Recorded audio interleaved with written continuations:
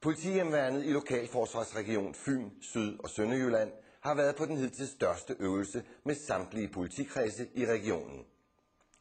Øvelsen skulle forberede de frivillige på fremtidens opgaver, hvor blandt andet bevogtning af følsomme installationer kommer til at stå på programmet. Også i tilfælde, hvor situationen pludselig spidser alvorligt til. Af denne vej kommer om lidt en bil med 2 suspekte rockertyper. For enden af markvejen ligger et brændstofdepot, som politiet har fået tip om, at rockerne vil sprænge i luften. Det er politihjemmeværnets opgave at bevogte indkørslen med alle midler. Hold! Hold! Hey, hænderne op på hovedet. Hold! Hold! Hold! Hold!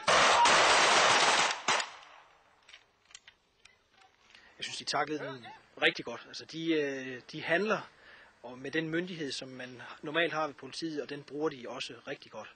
De har lige lidt militær, de måske lige skal have af sig, men det er jo det her samspil mellem militæret og politiet, og det er sådan nogle ting, de lærer af i dag.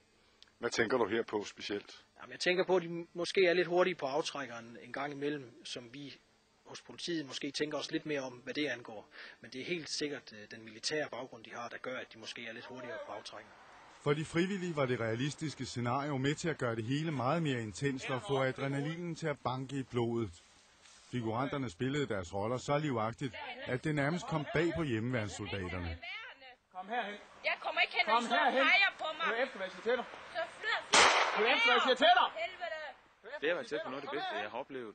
Både figuranterne var fantastiske, hvor man virkelig også selv kom ud på en grænse. Fordi det havde jeg slet ikke forestillet mig, at de vil. Jeg havde heller ikke regnet med, at de bare vil lægge sig ned og få håndjern på, men at de giver modstand og giver en noget modspil.